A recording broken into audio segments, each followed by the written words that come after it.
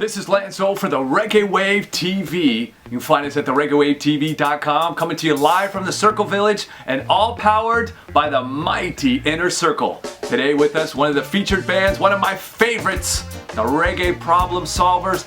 This is the Resolvers.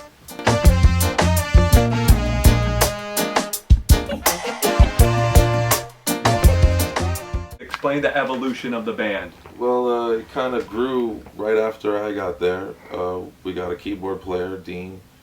After that, we just expanded from there. You know, we just kept growing, and the horn players are just, I'd say, not really recent, but like a year now? A year now, we've had the horn players, yeah. Well, first it was your sister. Oh, yeah, that's Sahara right, yeah. joined in first. Yeah. She, you know, his little sister, Sahara, started coming hanging out and started singing at the shows, and she would just kill it every time. And the more she came, people were like, you know, where's Sahara? Where's Sahara? So we're like, oh, okay, I guess we need to have Sahara with us all the time. You know, the female vocal just kind of, you know, took over more and more, and then we decided to actually.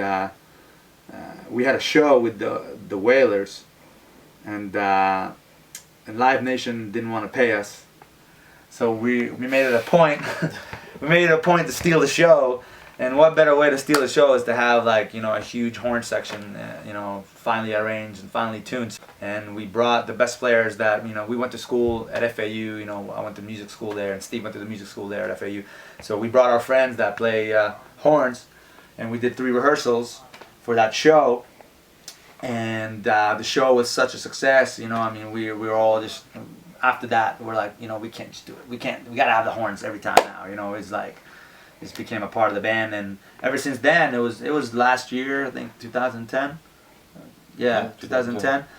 That the horns joined in. If one does the research, you know that reggae actually came out of the radio airwaves that were coming down from New Orleans to Jamaica, these rhythm and blues bands and these jazz musicians, and they were hearing it, and then ska came, and then rocksteady came, and then reggae came. So it's almost like we're taking a step back and trying. It's kind of, the sound is like, what if it was more like, you know, it was more like a mixture between that New Orleans sound.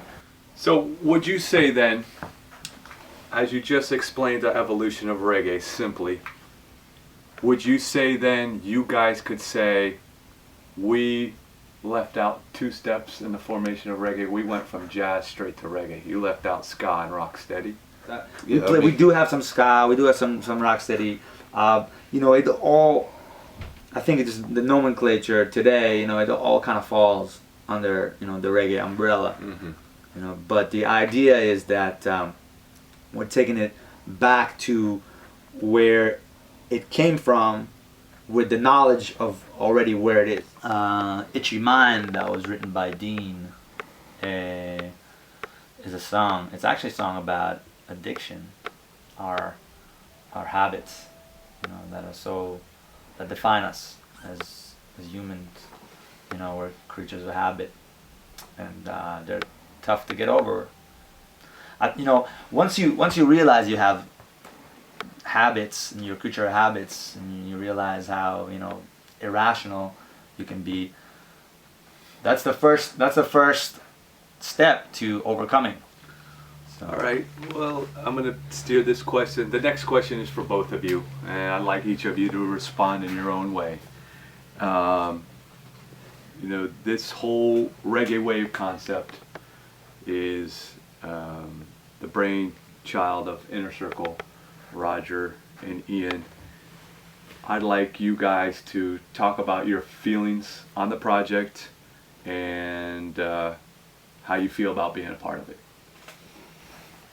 I personally feel humbled and, you know, grateful to be a part of this project, because it's also about change, you know, and I love the fact that they called it the Reggae Wave, because a wave is constantly changing. We almost missed the Reggae Wave. Yeah. You almost missed that set, man.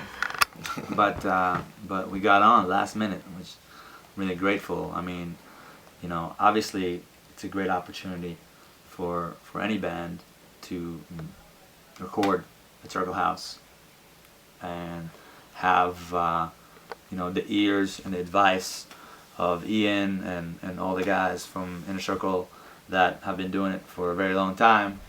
And you know, you come here and it's, you know, a learning experience. So I'm very, very appreciative of that. You know, I feel like it's a great milestone for the band. I feel like it's a great opportunity to highlight the culture that we are spawning here in South Florida. You know, it's already very much at large in California. Here in Florida is still growing and growing, and I think this Reggae Wave movement and all the bands coming together will definitely solidify what we got going on. You know, it's a culture thing, it's a vibe thing, it's a movement, and we're very, very grateful to be a part of it. If you think about it, reggae as a whole is judged by 1975. And if you can't emulate that sound or duplicate that sound, it's not considered reggae to that purist. But Right. you see, reggae is expanding, reggae is growing, and it's becoming very big in places where reggae was never played. But what they call reggae is very different from what the purist calls reggae. But guess what? That is reggae. And it's a reggae of today. And that whole movement you spoke about, Ron, in California, that's all those kids know is reggae. From that is in there, it's reggae to them. Mm-hmm. You know, and ultimately, that's where the name came from, and that's the foundation, backed with the bass and drums, is reggae. And I think it's a good place to leave it off, unless you guys got something else you want to say. It's all yours. Okay.